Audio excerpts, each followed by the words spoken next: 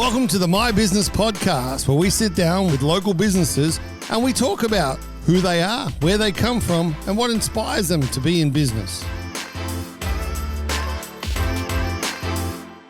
Okay, welcome to the MyBusiness Podcast, and today I am absolutely thrilled to have with me Joel Hewish from United Global Capital. Welcome, Joel, to the podcast. Thanks, Rob. Pleasure to be here. Mate, you're based out of Melbourne, but then you spent a lot of time on the Gold Coast as part of the United Global Capital business. Yes. So just tell us a bit about what you guys do. Rob, well, at the heart of what we do, we are a private wealth management business. Multifaceted. We have several different divisions that we have developed over the years. But effectively what we do is we design financial strategies for clients. We try to look at their goals, their objectives, assess their financial position, and then figure out ways in which we can optimize those financial resources to deliver better outcomes for them. Yep. So how long has United Global Capital been going now? We opened the doors on the 16th of January 2012, so we've just ticked over 11 years. 11 years, wow. Yeah. And in your kind of industry, that's a long time. It certainly feels like it. And you would have seen so many changes in the markets over that time. I mean, incredible. It doesn't stop, does it ever? No. Look, when I first started the business, we were coming out of the global financial crisis. We went straight into the European debt crisis. Then we went from the European debt crisis to the oil crisis in 2015-16. Then there was the interest rate crisis in 2018 and COVID. And now we've got inflation and interest rate crises. But you're still here. We're still here. We're still fighting. If you can get through all those things, surely that's a good sign. Yes. So you look after people's their wealth strategies? Yes, we do. What kind of clients do you see? Is it the mum and dads, or do you know? Typically, it's mum and dads, professionals, all walks of life. We have academics. We've got clients with account balances as small as 20,000 and clients with account balances well into the tens of millions. And they've all got one goal, though, haven't they? They have, and that's to ensure that they can enjoy their lifestyle and feel comfortable about where they're positioned financially. Okay, so let's have a little bit of a chat about what's going on at the moment, because that's obviously very topical. We've not seen interest rate and inflationary pressures like we are seeing now in a very long time in Australia, and certainly not in your business cycle that this has been through. How has that changed the way you deliver your services to your customers? Well, Rob, you're absolutely correct. Look, 18 months ago, we were looking at interest rates that were the lowest on record. We had a 15-year period of time where we came out of the global financial crisis, and it was almost like the Goldilocks economy, where interest rates were low, inflation was low, unemployment was low, and asset prices, being shares and real estate, continued to perform really, really well. And in the space of the last 12 months or so, all of that has just been flipped on its head, and we've seen the fastest increase in interest rates in the United States and in Australia in such a short period of time. And that's creating a lot of chaos, a lot of uncertainty. We can see that consumer sentiment here in Australia is as low as what we've seen during the worst of the global financial crisis. We're seeing asset markets flip on their heads. Real estate and equity markets are in a state of turmoil and softness right now. And even bonds, which are considered to be the safest asset class, government bonds, even US Treasury bonds, had a terrible time over the last 12 months, just because when interest rates go up, bond prices go down. And there really has been no other place that you could look at and say, okay, this is going to be a good place for me to keep my money for the short term, because even cash was not a good place to be, because the real return that you're getting on cash when adjusted for inflation was actually negative as well. That's right. So I guess this highlights the reason why people should be seeking the professional advice, because a lot of people will say, and I can tell you now, my father's one of them. He said, "Oh, look, I can get 4% at the bank now." Well, that's no good when inflation is 8%. Well, that's exactly right. So that's why it's really important now for people to be sitting down with professionals that can assist them through that. Absolutely. Look, the key thing about this period of time that we're in at the moment is that you you need to stay active. You need to understand that all bad periods eventually pass, just as the sun rises in the east and sets in the west. Whenever there is a bull market, it's always followed by a bear market. And whenever there's a bear market, it's always followed by a bull market. Now, the reality is that fortunes can be made in these economic environments and these market conditions, but you've got to be active. You've got to be engaged. You can't go away on a holiday and just think that I'm going to turn up in 12 months' time when this, when inflation comes down and interest rates start coming down, and you're going to be able to take advantage of these opportunities, because you've got to start doing the prep work now.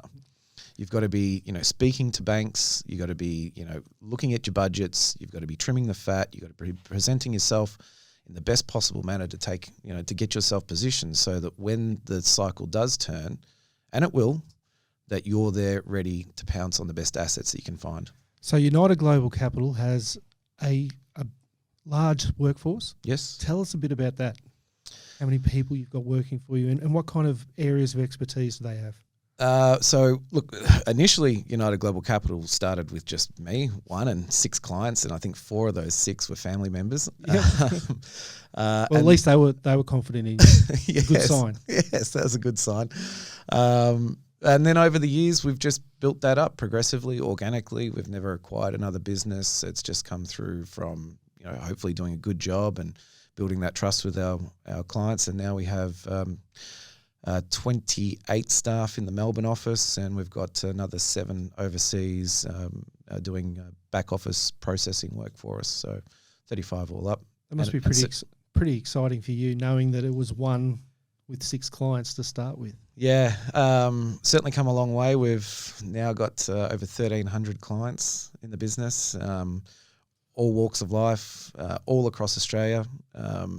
Victoria probably only represents around 25% of our client base, which is something that I could never have envisioned when I started it. But yeah, as it turns out, it's really quite pleasing. So are a lot of your meetings done via Zoom meetings or however? Yeah, the technology is. It's been incredible, because prior to COVID, we would engage with clients by flying interstate every couple of at least twice a year to meet with our clients. But even our Victorian clients these days don't want to take the drive into the CBD and pay for parking. So pretty much most of our meetings, I'd say 80% of our meetings these days, are all done remotely through Teams or a Zoom link. Yep.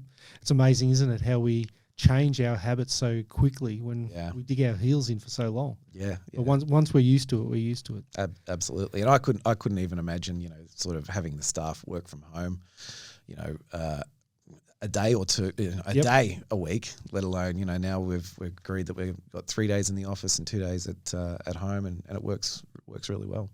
So the biggest thing that I've seen through your industry over the years, and as I spoke to you, and people that have listened to the podcast before will know that I've got a finance background myself, is the confidence that people need to have in their planners and in the businesses that they go through to do this, because it is massive. I mean, we're talking about people's futures, their families' futures.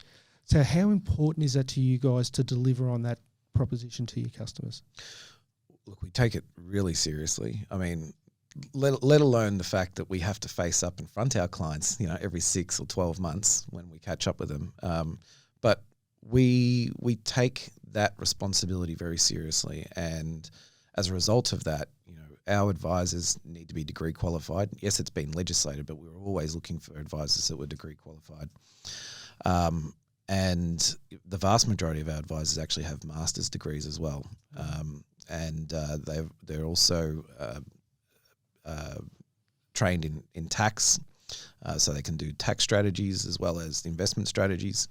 So it's important that we're able to look at all facets of our clients' affairs, and even if we're not experts in every field, that we know where to get the answers. It's one of the most important things, because you can't be an expert in everything. No, that's right. With yourself, as we're 11 years past the time when you started, what gets you up in the morning and makes you want to face another day of doing it again? It's that constant pursuit of getting better. I think at the end of the day, we've had a 10-year period where we've done very, very well. Certainly we've found it difficult over the last 12 months, 18 months with the turmoil that's going on with the investment markets. But it's taking those lessons and it's trying to get better and trying to improve and trying to deliver better outcomes for our clients, which delivers a better outcome for us as well. And the perfect client for you, who is that? The perfect client for us doesn't really come down to how much money they've got. It comes down to how engaged they are in the process. It comes down to their willingness to engage with their advisor, to go through the process of developing a clear picture of what it is that they want out of the whole process, and that they're willing to learn, listen, and have the right attitude to taking those adjustments that might need to be made and working with them. So they become part of the process, in fact, don't they? They have to be. Yep. They have to be. I mean, at the end of the day, it's their money, it's their financial future, it's their goals, their wants, their aspirations. We can be there as a guiding hand. We can be there as a sounding board. We can be there, to show them the way.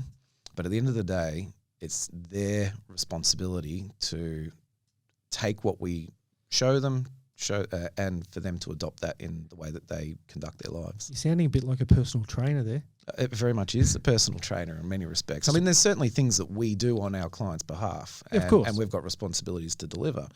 But at the end of the day, we can only work with the resources that they give us, and if they're not prepared to, manage their budgets appropriately, if they're not prepared to engage with banks when we advise them to engage with banks, to do the refinancing, to be present at the meetings, to help us, deliver the outcomes, at the end of the day, they've got to sign off on everything that gets put into place. And so they need to be a part of the process and engaged. So the perfect customer, for people listening out there, the perfect customer is someone who wants to make a difference for themselves. Absolutely. Just needs that guidance. I'll tell you a very quick story of a client that when I first met with him, he was a postie earning about $50,000 a year from Australia Post.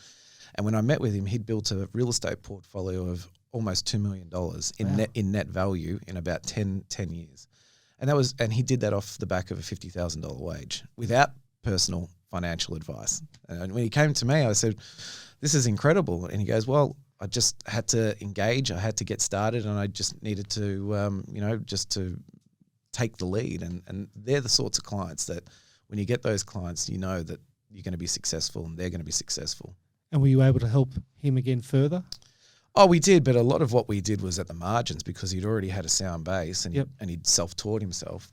But in a lot of cases, these people, they will be coming to you to get a little bit of an affirmation of what they're doing is correct, isn't it? Absolutely. And that's where the experience of your planners and your investment strategists, they're the ones that they need to sit down and talk with. Correct. Yeah. The kind of people that work for you, work in your business, what is their experience levels like? Do we have a vast array of experience in there?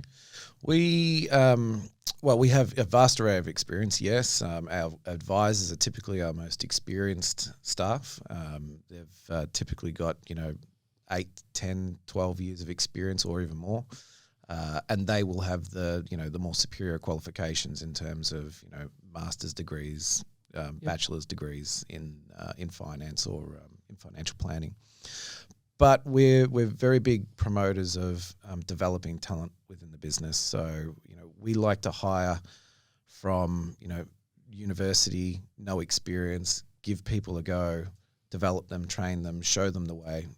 The beauty about that is that we can indoctrinate them in some respects Yep. to the values that we have within the business, and we can train them from the ground up so that when they eventually get to being a financial advisor or a senior paraplanner or an investment manager or portfolio manager, that they understand the process, the systems that we have within our business that deliver those outcomes. So it sounds like in many instances, the person that you might be speaking to has been through a lot of the roles in your organisation, which can only benefit the client in the end. Absolutely, yeah.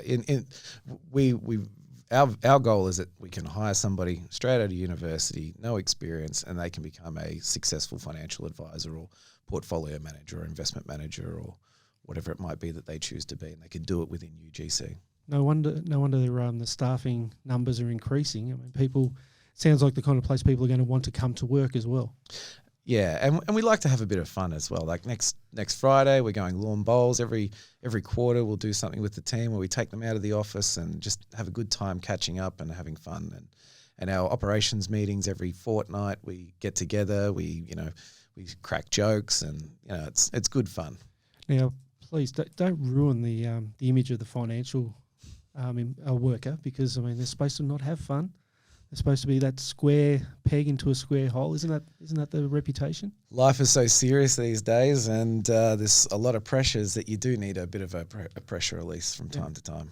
I'll tell you what, and a bit of recognition for the hard for me work to listen to something like that would encourage me to come to an organisation like yours, because it is about, I mean, that to me is relationship building. It's not, you're not a number, you're not just a file, you're a person. Yes. And if that's the way you treat your staff, then that's obviously the way you treat your customers as well. Yeah, and Rob, look, to be fair, I mean, the last 2 years have been a challenging environment, and unfortunately, we haven't been able to necessarily retain all of the staff that we would have liked to have kept over that period. There's been certain business factors that have, come along the line, but I'm just delighted with the team that we've got right now and the caliber of the people that we have. That's awesome. So when a client comes to you guys, I had a look at your website and went through it, and what should a customer expect when they come to you, or a client expect? Well, I think ultimately you're going to get somebody who has your best wishes at heart, okay? And we're going to work very hard to identify the areas that we can add value. And we're hoping to build a long-lasting, trusting relationship that is going to deliver, time and again. And that doesn't mean that it's all going to be roses. I mean, we all know that business markets and economic cycles and these things are constantly changing, and we've got to adapt. And sometimes there's going to be some incredible periods, and then there's going to be some others that are going to be, sort of somewhat nerve-wracking. But we aim to be there at the whole journey with our clients and holding their hand, giving them guidance, working them through these different times so that they feel like they're supported, and they can, and they've got someone that they can trust. Because the clients have to realise that it's a long-term process, isn't it? Absolutely. To whoever gave me this quote, I apologise because I can't remember the name of the speaker, but I was very young when I spoke. I went to a conference and the guy said, "Volatility is the price you pay for higher returns." Oh, that's exactly right. So as long as you're in there for the longer term, it'll come through. That's right. It'll work itself out. Correct. When is the perfect time for a client to come and sit down with UGC? Yesterday. I mean, look, at the end of the day, the biggest asset that we have as investment managers, financial advisors, is time. Yep. I think it was Einstein who said that compound returns was like the eighth wonder of the world, and that is absolutely correct. Yep. The more time that we have to work with our clients, the more cycles we have to be able to invest their money through, the more opportunities, the benefiting of compounding those returns, earning returns on returns, is the secret ingredient to being able to deliver successful outcomes. So basically, if anyone's listening, that means that the perfect time is now. Yes. And it doesn't matter if you've got 10 years, 20 years, 30 years or 40 years, there's still a benefit of coming down and sitting with someone who knows what they're talking about. Correct. So just to give you an example, Rob, we do a little bit of financial modelling when a client first comes in to see us. And we'll take some basic information on the client and where they are at this point in time. And we'll show them, okay, well, over the next 30 years, if you were to earn an average return of, say, 10%, you'll get to X level of outcome. But if you were to delay that decision by 5 years and instead only invest for 25 years instead of 30 years, you're looking, in most cases, somewhere between 35 to 40% less of an outcome. And that's because it's those last 5 years where your returns on returns start to really, grow exponentially. It's amazing, isn't it? And people don't realise that. They think, well, I'm 30 now, plenty of time. I'm 40 now, plenty of time. I'm 50 now, I should start thinking about it. Really, you should start thinking about it now, no matter what the age is. Absolutely. So we're going to get people that are going to be interested in talking to UGC. How do we get in contact with you guys? Thanks, Rob. Yeah, look, the best way to get in contact with us is either call us directly on our phone number, which is 03 8657 7640, or just email us at info@ugc.net.au. Okay, I've had a look at your website over the last few days. It's an amazing website. There's a lot of information. The section on news, I think, is really interesting for people. I saw a video of you on there as well. So you're everywhere. It's amazing. So people should check out the website, which is ugc.net.au. That's it. Yeah, there's heaps of free content on there. We produce 2 blogs every week. There's a weekly markets video that just gives an update on the various movements of the different financial markets. Plus, once a month, I produce a monthly markets update as well that you can have a look at from the website or our YouTube channel, and that'll give you a bit of an understanding as to how we're seeing financial markets and some of the strategies that we might be using to adapt our portfolios to the prevailing conditions. Amazing. Look, all I can say for people is that you've got to sit down with somebody. You've got to sit down and establish that basis of trust with them. And just even in the time that I've spoken with you, I can sense the passion that you've got for your clients, your staff, and your business. You've done incredibly well to be here in 2023. And I look forward to seeing you in 2033 again, I guess. Much appreciated, Rob. Yeah. Thanks for your time, Joel. Thank you very much. Cheers. Excellent. Thanks for listening to the My Business Podcast, brought to you by Media 8 on the Podfire platform. If you want to be on our podcast, please reach out to the team on all our socials at mybusiness.pod.